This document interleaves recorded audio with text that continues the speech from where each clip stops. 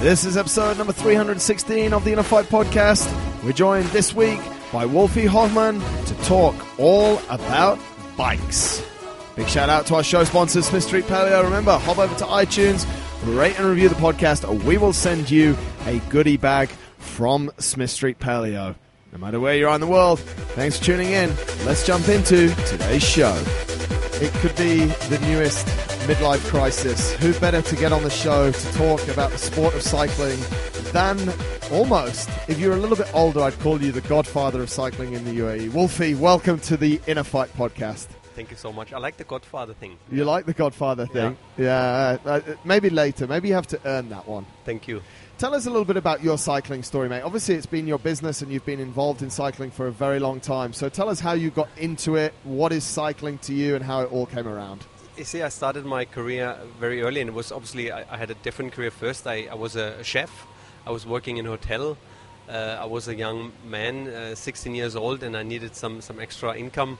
So I started with a bike rental in the hotel, and so we had bike rentals, and I took these bikes and I took them home to my home place. My brother had a car repair, so I took these bikes there, and I sold one bike to a friend. And then it was another one. I could do this while I was working in the hotel, because I had 2 days off a week.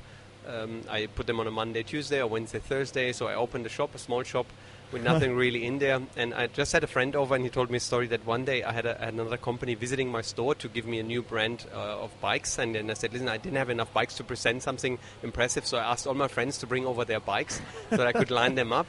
And this is how I started. And then I... After a few years, the business was kind of big enough so that I could make myself self-employed. Yeah. I started with myself. I did all the repairs and all this together with my brother in his car repair place. I had a small little corner, and then I built a little wooden house. And then, so it really started as a complete one-man show with my wife. Yeah. She's with me over all these years. She's put up with you for that long. I don't know how, but I should give her a lot bigger medal than I'm going to give her. But mate, let's just, you've said that very casually, but from the start there was somehow passion in this hobby of bikes, right? You're in the hotel working as a chef, yes, and you sort of start a side business on bikes. What was it that made you start it? I think the passion came secondary. I think the first thing was really I needed some money. Yeah. Okay. You see, you have a girlfriend, you have a car, you have all these things, and the thing was, how can I create some extra income? And then over time, I really fell in love with this. You know, I was helping people, maybe similar to your story, helping people to get into the sport, enjoying exercising, enjoying the scenery. I'm from the Black Forest in Germany. Right. And this feedback I was getting, this is what I was missing in the kitchen. I really like to work there, and I like to work in a hotel. I think the hospitality side I learned in my apprentice. This was great. Yeah. But then I really, what I got back was fantastic. Yeah, it was just nice to help people see the results. And so I think with the work, the passion came along. Right.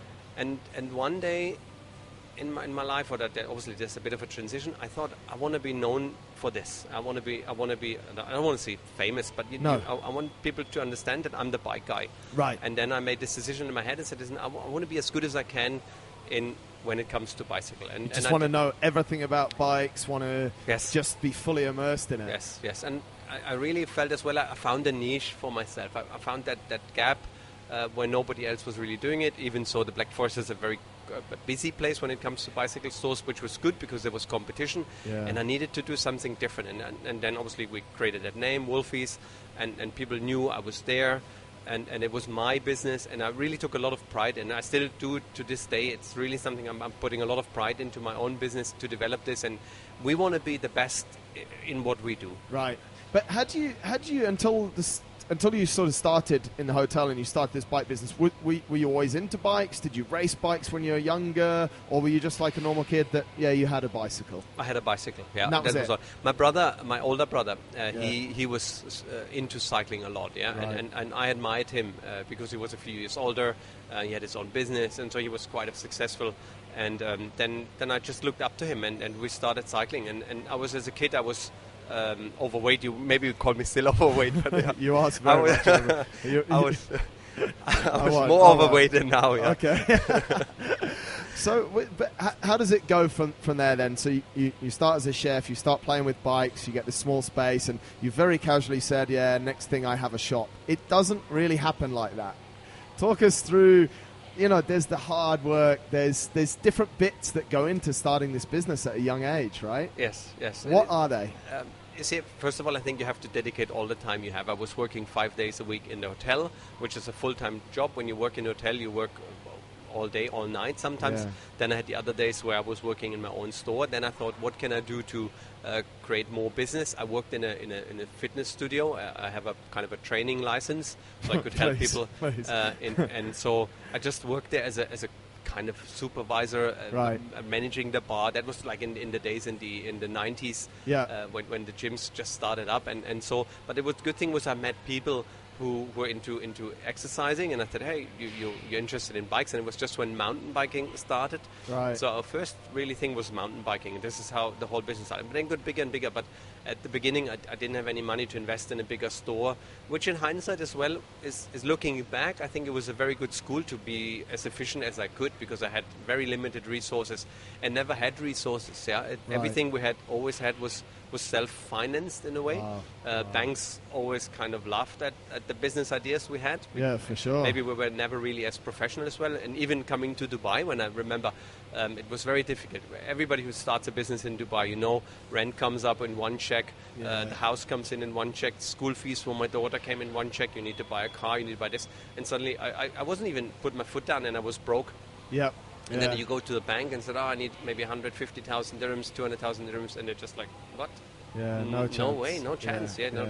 And then I started, okay, good, that's difficult. And then I started to work, and I never went back to the banks, and I just tried to do this myself. And looking back, that was one of the best things in my life happened. And it's interesting. Sometimes life gives you difficult situations, but I think then you overcome them, and later you look back and you see this challenge was something which just brought you further. And I think if I would have got the money, or maybe even more money, if I would have asked maybe for $1 million and then said, hey, I'll make a big opening party and I open a big shop and I open this and I order lots of stock, maybe I wouldn't be here anymore. It would turn out a lot differently. Yes, a lot different. Yes. So you go from working 5 days a week to running your bike show on the weekend, your bike shops on the weekend. How does a guy from the Black Forest in Germany who went to do a chef's apprentice get a bike shop and open it in Dubai? How does all of that come together? My brother, another brother, I have altogether, we have a bigger family. We didn't have TV at home, so my parents have lots of children. We're altogether 6. Right. So one of my brothers lived here in Dubai, and I was visiting him. So in January we came here to visit him, and I looked at the situation. I thought it's an upcoming place, and it was my 30th birthday. Right. When I thought, okay, what I'm going to do now? So that's maybe an early midlife crisis, and you think, well, what are you going to do? You're going to stay where you are now. You stay in the Black Forest. You see what you've built, and you build further on that. Yeah. Or we take that leap and go to Dubai. And obviously, my wife, I had to convince her. I said, "Listen, honey, we're going to go to the beach. I'm going to take you out. We're going to have a nice dinner and like it." Good salesman. Yeah. It never really worked, but she still believed me. Yeah. And she came with me. We took our daughter, and now it's 15 years later. But you just, I think. You make such light of these situations, mate, that I think a lot of people sort of look at something, and you just said, we came to Dubai, we opened a shop. Like, that takes something that's different it's a different mindset, isn't it? Early 2000s, not many bike shops in Dubai, but you saw an opportunity. So to move your whole life, and like you said, to come to buy a car, to pay rent, to pay school fees, to pay everything, it's something huge, right? Yes, and again, maybe sometimes you don't really realize. When I came and I had to pay all these things, it was not that I planned it as well. But then I was there and I thought, okay, you know what? I'm not going to give up, and I have no chance to go back. I put everything I had into this one thing, and I was very in a desperate state. And I remember that a few months into that journey, I didn't know how to buy food for my family. I didn't know. We were thinking of taking our daughter out of school because we didn't have school fees. We didn't have the money for it. I knew the rent check is coming up, and I didn't know. I was quite desperate, and I couldn't speak to anyone about it because I couldn't really share this with anyone because I think the situation was so difficult. But then there was always something. Somebody bought a bike, it was enough to buy something for the night to eat. and it went further and further. So it just rolled along, and you just fight, and you get even better. You think even more careful, where can I save a little bit of money? Business ticks along. But again, Dubai was, for the first 5-6 years, it was very difficult, because I had always had an aim to, if I make as much money, I can do this. And then suddenly rents go up by double. And then again you think, oh my God, same situation again. How will I sell so many bikes that I can survive? And then again, you did this step and then the next step. But this is maybe like anything. I like it with cycling. You think you can't make it, and then you go just that next corner, and then you just make it to that corner, and then you look what's next, and then you come to that corner, another steep serpentine, and you take this one, and life is like this. As long as you keep going, you just keep on pedaling. You keep on pedaling, and you get stronger. And looking back, I don't think I would wish for any other way. Really. As it was. As it's been. It was good. Talk to us about when you got here, early 2000s, what was the state of cycling in the city? There was nothing really. There was no cycling park. There was a small group of mountain bike riders. There was the roadsters. Yes. Was a small group existed. But this was maybe like a group of 4 or 6 riders. And I called before I came, and I called a few people that said, what's your opinion on opening a bike shop? I said, if you're a one-man show and you're a good mechanic, you can maybe survive. But some people said, listen, forget it, outright forget it. There's nobody riding a bike at all. Right. So don't do it. And others were a bit more positive. Adrian Hayes, I called, and he always mimics my German accent, which was even worse maybe back then. And then we started, and I opened the doors, and we had some days where nobody came into the shop, and then we had days where somebody comes in and buys an interesting bike, and we had some great stories. And we're still at the same location. The shop looked different. There was Sandstorm Motorcycle next to us. That was actually quite good, because there were some people in motocross, and I think some people really shook their head. Even the industry shook their head when they said, you go to Dubai and open a bike shop, who will ride there? How can anyone ride in this heat? And the idea was not as clear, but maybe this is why it worked as well. Nobody really had that idea as much as it. But there was nobody really, and we created a scene. We started my own rides. We said, listen, you want to join me on a ride? We do weekly evening rides. I remember in Jumeirah we did some rides on a mountain bike to explore the city.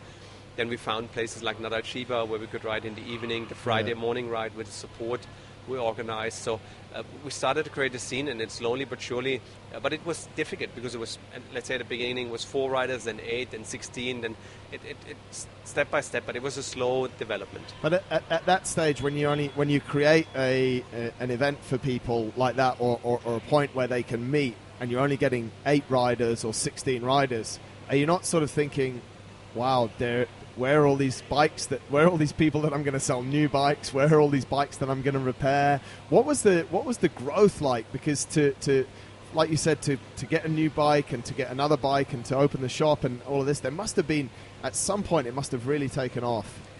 I think it is maybe 2009, 2010 when it really took off, and we really thought that there was a move.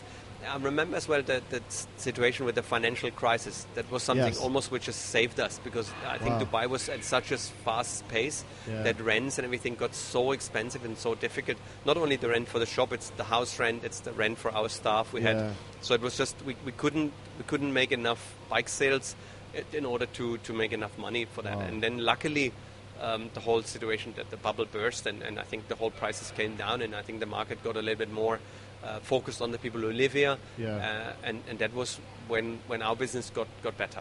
We also saw a shift, I guess, around that time, sort of 2008 to 2010, of what I would say, mate, is a move from a midlife, either crisis or hobby.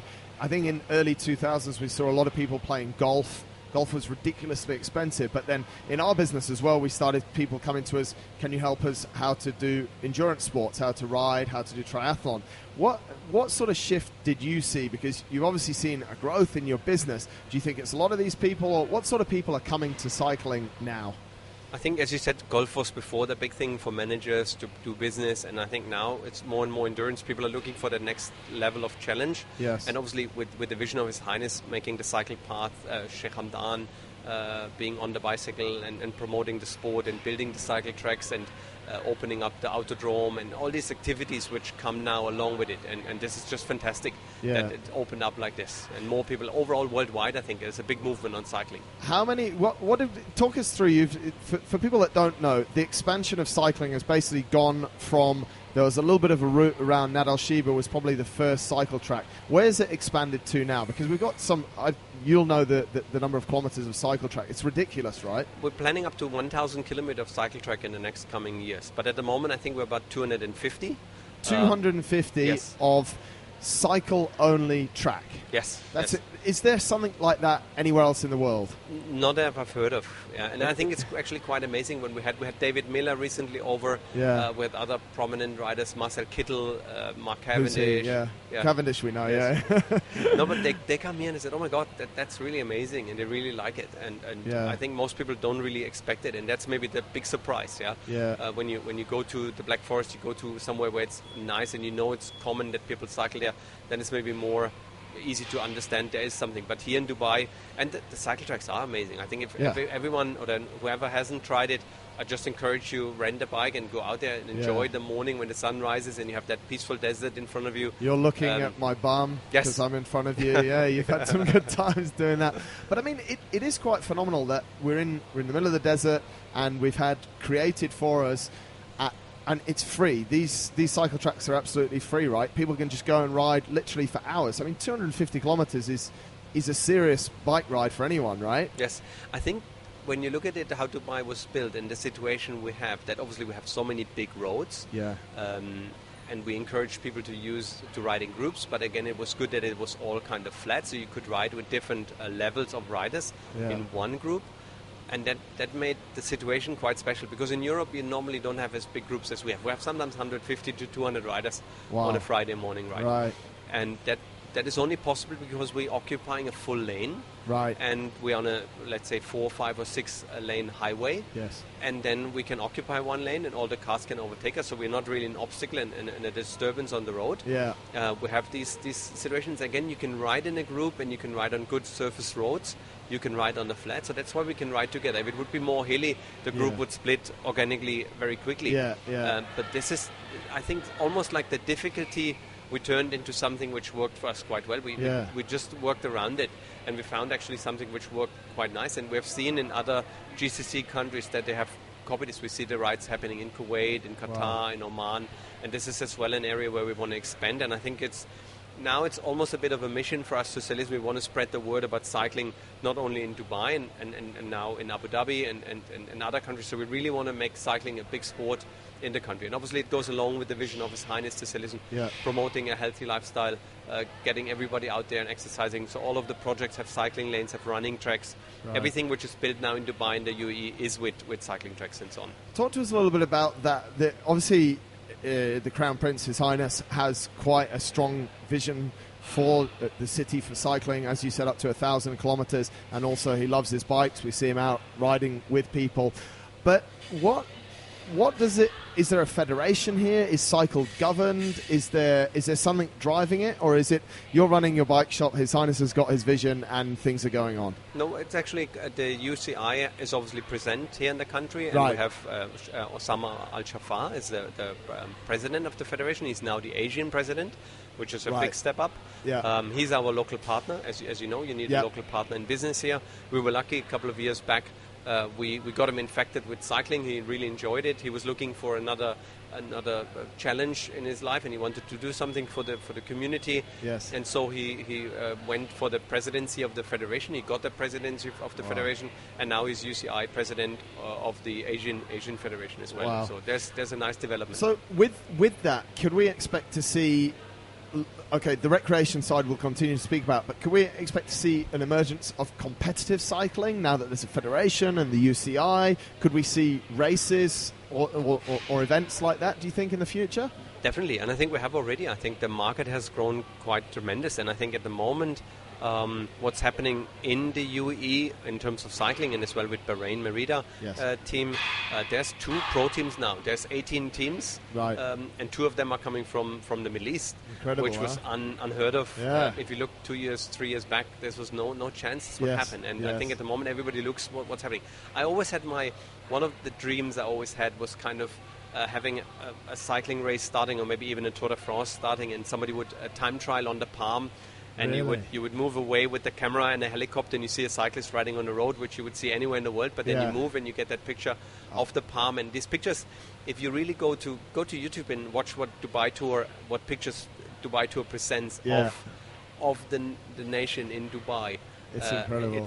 It's really amazing. I think it's so much more beautiful. When you drive in a car, you don't see the houses, you don't see the gardens, you don't see, I think, the landscaping done in Arabian ranches, the landscaping done in Jumeirah Islands and the Palm.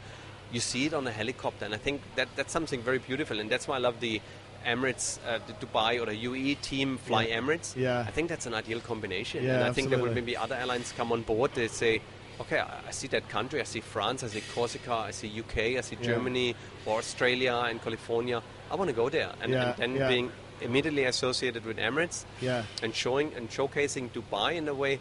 We can't do this with football, and we can't do it with tennis. A tennis court looks all over the world the same. A football pitch looks the same all over the world. People might know it is happening there, but showcasing Dubai for 4 hours in Eurosport all over the world and show how beautiful it is with Hatta Dam, where you can kayak, and I think people get a completely different impression of what's happening. And it's beautiful. Absolutely. Mate, let's go back to the recreational rider. I'm going to give you a scenario, and I want you to talk me through it. I'm having a midlife crisis. I'm 35 years old. I'm a little bit overweight, and I want to get... I see all of these fit young guys like you, and I want to get... This is me, by the way. No, I'm a bit older now. And I want to get started in cycling. Talk us through the steps. What do I expect? Where do I go? What's the process? How does it all work? Because I get this question a lot, and I just send them to you. So please tell me exactly what you do with these people. Obviously, we would analyze what the person is looking for, and we would see maybe what are your friends doing. You have friends who are riding already, so that we get kind of a similar bike. And I think what we do different to many shops in the world is that we have a system where we take measurements of a person first. You're right. So we take laser measurements. We took your arm lengths, your torso lengths, your leg lengths, your knee position, and so on. That's a machine which was developed in my birth town in Freiburg in Germany. So this was headquarters of German cycling. So what they said, they had a lot of data from riders, and they could see down to bone structure of a person. We can see mathematically what would be a best position for him on a bicycle. Wow. So now we have that position, we have that information, what would be a good bike for you. And now we put all the bikes, and we're working with 8 different brands, and we decided as well with these brands with a different geometry. So we said, what would be the best match for you? So we find kind of a partnership between you and the bicycle, which is based on mathematics. So we know it's a Pythagoras. So we know your torso, we know your arm length, and then we know the difference between the saddle and the handlebar. And then we just compared with all the database of all the bikes. Wow. And then we will put out maybe 3, 4, 5 options within your price range, and it doesn't really matter. We normally say you can start with a racing bike about 3,500 to 4,000 dirhams. That's where you start, and you get the same. You get kind of the same treatment. With measurement and so on, and the measurement would be valued maybe between 600 and 1,000 dirhams. But we include this in in every purchase you do, because we feel otherwise we can't really make sure that you get the right bike. Now we have you as data. We find the right bicycle. The machine as well helps us to adjust. Where's the saddle? Where's the handlebar? And this is the points we can change on a bicycle. So it's the bottom bracket and the pedals are firm in place. And then we put the saddle in the right position so that the power transmission is efficient. And then we put the handlebar, and it could be a little bit higher or lower. And obviously it's good that when the frame, some people would say, but I can adjust my bike, I can adjust my saddle, and I can put this up and down. But that's not the same as you would do it when it's right from the beginning. It's like you would buy a suit and then bring it to a tailor and change it. Might as well buy the right suit from the beginning if there's something out there which fits you. What's happening, mate? Because I think a lot of people are probably listening and going, wow. Normally I just walk into a bike shop and I sit on the bike, it feels comfortable, and I go and buy it and leave. But your first port of call is to literally measure every single limb I've got, and to then look at a selection of bikes that actually fit my body. Is what you're doing normal, or is that like... Because I find it a little bit, for a lot of people, they'll be like, wow, that's a really different process to what I thought. So what's the norm? Is that what's happening? No, normally I think you walk into a bike store and people will look at you and see what's their stock, and they sell you a bike, what they have, tandem. And it's just what happens. And and looking maybe back, I would say 7-8 years, we measured inseam Yeah? Right. And we thought that's a good measure. Yeah. But then we thought, okay, but not everyone with short or long legs has as well a short and long body, or long arms, short arms, and flexibility is different and so on. So we thought, okay, that's not really it. Yeah. And at the beginning of my career, there were only like 3 or 4 sizes for bikes. Yeah, you just you looked at someone and said, okay, that's kind of okay. And I always say, if you're not a little bit embarrassed about how you worked 5 years back, or then you haven't really had a progress. But I always felt a bit uncomfortable with the way we were doing stuff. And then I looked around, and then I saw this machine. Yeah. And luckily it was close to my hometown, and I said, oh, this was intriguing to me. I said, okay, that is really what I was looking for. Yeah? Right. And then we started with this part. We do as well something interesting, because there's 2 other points which you can't really see. It's like what happens in your foot and what happens under your bum when you sit on the saddle. So we looked into this as well. Said, okay, what can we do there if somebody complains about saddle pain or foot pain? So we looked, and we found a company as well in Germany, another university city, Münster, and they developed a tool like a pressure mapping. So we can put a pressure gauge with 64 sensors onto the saddle. We can make you sit on the saddle, and then we can see your movement. We can see a pelvic twist. We can see a pelvic connection on the saddle, and we can see what happens when you're moving on the bike. And then we can identify what's the best saddle and shape. And we can even make a custom saddle. So we had people where we saw that their bone and their pelvis bones are uneven, or they have different curvature. So we make custom saddles in Germany, and so we make it comfortable. And the same inside the foot. You see sometimes foot movement inside, and you can't really fix it, and you see obviously when it's foot movement, then there's knee movement. But it was always difficult for us to see inside the shoe, because there's nothing we can't. And so with the pressure mapping inside every foot and inside the shoe while you're pedaling, we get a clear picture where we can see what's happening, and then we can help. And this really brought us further. And that's as well, sometimes I don't want to say I get bored with what I'm doing, but you come to that point and you think, okay, this is where I'm now, but I'm still not satisfied what it is. And maybe in 2-3 years down the road, I think we will scan people when they walk in. We will just see their movement, and it will all be automated. So that we have limb measurements, and while you're walking into the store, we will analyze you, and then we will give you the bike. So at the moment we do it manually, and we measure by laser, but I think there's more to come, and it always makes me exciting. If I'm excited about this and I see this and oh my God, this is really good, and I think this can really help me to sell. And I think our quality of sales and the quality of work we do today, I'm proud of it today. For sure. But maybe in 2-3 years I think, oh my God, what did I do then? Well, it's like you were saying, I think previously sort of everything evolves, doesn't it? And it's becoming a little bit more of a biomechanical approach. And I think it's the right way to do it, because if you're sat for 100 kilometers on a bike, for someone it could take them 2 and a bit hours, others it could take 4 hours. You're in a position which is, I guess, the seated position on a bicycle is not a very normal human position at all. So to measure all those different areas is what we really need. It's actually a bit of a problem, you know. I mean, the White brothers, the British brothers, they developed the bike, I think 1860 or maybe even a bit earlier, but that was the first design. And if you look at the bike like this and you look at the bike today, it hasn't really changed much, which was maybe due to the regulation of the UCI. Maybe there was as well a bit of the automobile industry was involved in it, because if you look at recumbent bikes, they would maybe be even more efficient when you look at it. But the position we're sitting on a bike, the way we move our muscles, the way we create ourselves in terms of wind resistance is not the most efficient way, but it's just something which hasn't really evolved over the years, and it has become of a bit of a tradition. But this is just the way it is right now, and this is how we have to deal with it. But now we're trying to Graham Aubrey was as well a person who really ran, in some respect, a bit crazy, but he found ways where you can go maybe 60 or 70 kilometers an hour with a bicycle, where we would struggle with 35, 40. It's incredible. I think there's a bit of a restriction from the industry that I think the car industry was not so keen to make the bike develop as fast, because I think you could have maybe mobility today on power-driven vehicles if this would be in a slightly different direction. But it unfortunately didn't happen. But maybe we see it in the future if people will do more with that.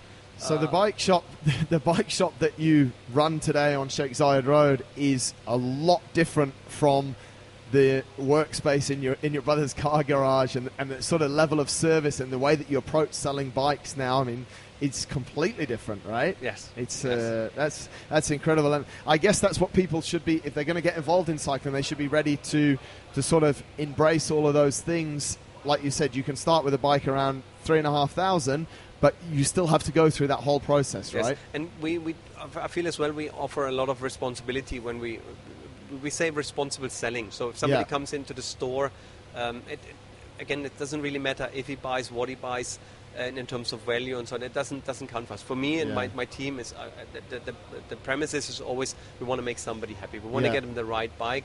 We want him to appreciate what he has.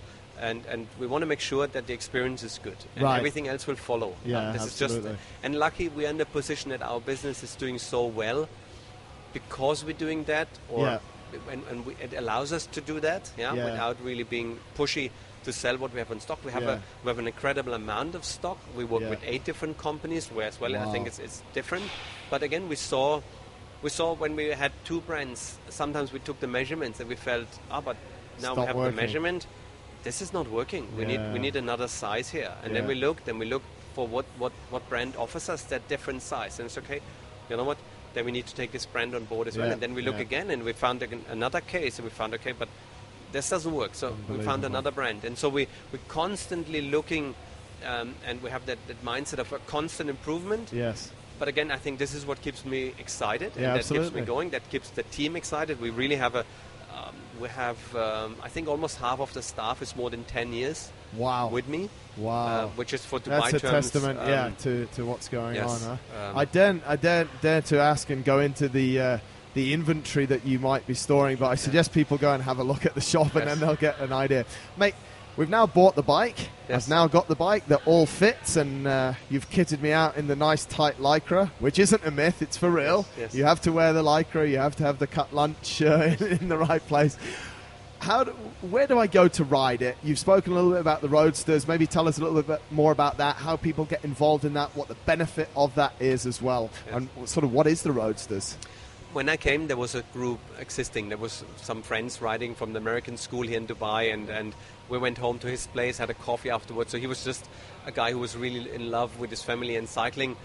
So he took out friends, and so I joined them. And they left Dubai many years back, and so I took over the Roadsters, and that's kind of a group where we said, listen, everybody's welcome to join. It was always important for me that the whole ride is once for free. Yep. Everybody can join because the road is free. Yes.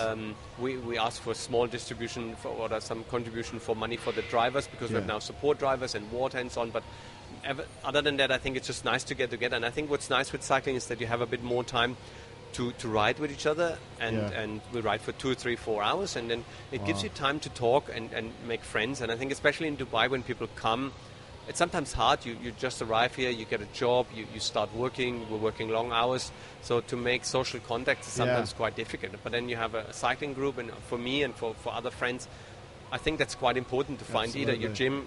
What you do, I think, is not only sports. It's like creating an environment where people meet each other and have some social contacts. And this is what we feel is, as much as the sport, the Roadsters is as well as social community side where people come together and you have really time. And on a Friday morning, normally, let's say on the way out, the speed is a little lower, so you still can breathe and you can talk.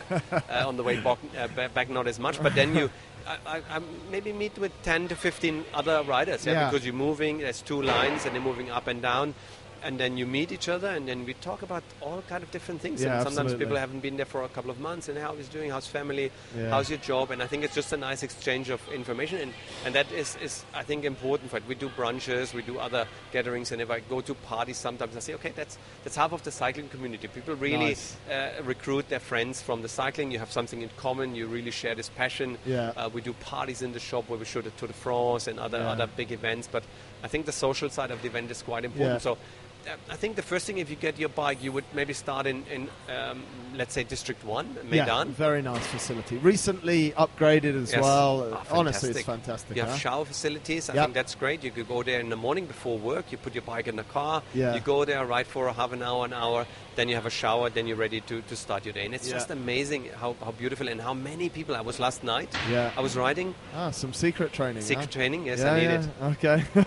But it's full. Yes. The track is full. You don't find a parking space. Unbelievable, isn't it? There's lots of local people, which is fantastic to see. They have even a little tent, a little magilist there. I think that's one of the cool things. It's a very diverse sport. We're seeing a lot of, obviously, the Emiratis. We see almost every country represented in cycling. It's quite a global sport, isn't it? Yes. Yeah, so that's what I love about the roadsters. I do have some friends on the roadsters. We can't really talk because they speak French and Arabic. Yeah. But we know each other over years. Yes. We respect each other for the way we ride, and we know each other in a way. But I would never, ever have met them in another way where it's not about the sport and not about cycling. Yeah. And as well, we ride with the Filipinos. Yes. We ride with, obviously, from all countries where cycling is a strong part. But again, it's so much fun to ride with local riders, and there's always, obviously, a bit of a rivalry between the teams. But that makes it fun, and then you stop and they have an exercise together. I think that's just fantastic to do this together. To do something together, But if you go to Nadal Shiba and you ride in Meydan, I think it's just nice to... there's always somebody ahead of you, no matter how fast you go, there's always somebody. You catch him up, and maybe you ride with him a little bit. You share the draft, or you ride together, and then maybe you jump to the next group, or he jumps to the next group. So again, last night I met maybe 30, 40 people, and we talked, and it's so nice to share that passion. And absolutely. It's fantastic. It's a very fun sport, and people can just to let people know, the Roadsters ride. They can just hop on. Is there a website for it? Yes, we have DubaiRoadsters.com. DubaiRoadsters.com. WBS site. Easy peasy, and people can just rock up there. But another good place to start as well, after they've done the loop at Nadal Shiba's 8 kilometers. Yes. Is to obviously hop up to the longer bike track up at Al Qudra. Al Qudra, correct. And that's another. I mean, you've got all sorts of different. 120 maybe even. Is there 120 kilometers? Yes. I'm not strong enough to go more than 85. There's 2 extensions you can take. So the regular route is about 85, but there's as well a 50k loop, or there's only, they call it the stick, which is maybe about 30. So there's different routes. Yeah. And as well as different groups. I think now in Dubai we have almost every day of the week a group starting. And different levels and different areas of the city, right? Absolutely. There's the Bello Vixens. It's only a girls' group, and there's is that who you normally ride with? Normally, yes. If they let me, if they don't drop me on the way out. Mate, what will it look like? Let's just take a couple of minutes to look forward. You've been here for 15 years now. The sport's growing. People are into it. We know it's a great idea. We're seeing lives change, and it's fantastic what you're doing. Where will it be in 5 years' time within this city? I think the movement we see at the moment with the government of Abu Dhabi and Dubai really investing into the sport. Yeah. I don't really see it, you know what I mean? It's moving so quickly, like Dubai is moving so quickly. And I think if somebody says 10 years ago, I could see that all happen, I don't think he's right. I think he's just telling a story. Yeah. I thought I would see what's coming, and I think it has just tripled or 4 times as much as it thought. So let's see where we're going. I do like if things go gradually. It's a bit like a climb, you know. I mean, if it's too steep, you don't like it too too hard. much. No, it's not good. I'd rather have it a bit flat, and you can constantly ride it at your speed. I think then it's comfortable. But I think it's fantastic, and I think the world at the moment looks at Dubai, looks at the UAE. Partially because you see the UAE logo on the bums of all the pro riders now in the team, and you see, and it's actually quite weird when I watch a race, Flash Wallon yesterday, and you see the guy riding UAE, and you think, oh my God, that's really a team. We have it. And Yusuf Mirza is one of the local riders. He's now riding in an international race in Croatia, the Tour of Croatia. And I know Yusuf since he was a little boy. Right. And now he's riding Pro Tour. He is incredible. Up there with Vincenzo Nibali and Contador and an unbelievable career, and I think we will see more. I think the government is really pushing. We know about talks, what's going to happen, but again, I'm sure Dubai will surprise us, and we'll just overexceed again and again. I am sure, mate. Listen, we've been nattering on for almost 40 minutes, so we'll wrap it up there. But what we definitely should do is maybe get some of the other guys from the shop. I know Clinton puts a lot of time into sort of getting people the right bikes, and our friend Monty is maybe a little bit from the other side of cycling as well, so maybe we make a show in a few months with those guys. But mate, before we go, I want to acknowledge you for what you've done in cycling. I think it's something incredible that you're giving to the people here, and having heard your story, it's even more inspiring, I think, for people. So congratulations on that. I want to ask you one more question. Yes. Along the way, I can see it's been tough. you've had good days, and I can tell you've had bad days. What's the one piece of advice that you can leave our listeners with about your experience and what you've learned that you can apply to life? Your best piece of advice you can give to people. It's like riding a bicycle. As long as you keep pedaling, you're stable. And if you stop pedaling, you stop pushing, you will fall off a bike. Yeah, Brilliant. I think it's just keep going. And when you're on top of the hill, then it goes on the other side as well, and then you pick up the speed. Yeah, so it's interesting. I think life and cycling is a good comparison to life. You know, I mean, sometimes it's not hard, but I think the pleasure of going up a hill and when it's really, really tough, and then you reach that top of the climb, that's an amazing feeling. And sometimes it's really hard, but only if it's really hard, I think you can enjoy the pleasure of having it achieved. So this is... Thank you very much. Very inspiring story. And of course, guys, if you want to go and speak to Wolfi about the bike, hop over to his shop. He'll measure everything, including your inside leg, apparently. Maybe a little bit more, maybe not so much if you're a female and don't want to be touched by him. But definitely go and see. Your shop's often referred to as an adult candy store. Yes. So lots of nice bikes in there, and a very good way to get started to go cycling. Mate, thank you very much for your time. We appreciate it. Thank you for having me, Mark. Thank you. Cheers. Thanks a lot for tuning into this episode of the podcast, folks, and a massive thanks to Wolfi. Very inspiring story there. Of course, if you want to get in contact with us, winning@innerfight.com. We'd absolutely love to hear from you. Until next time, take care.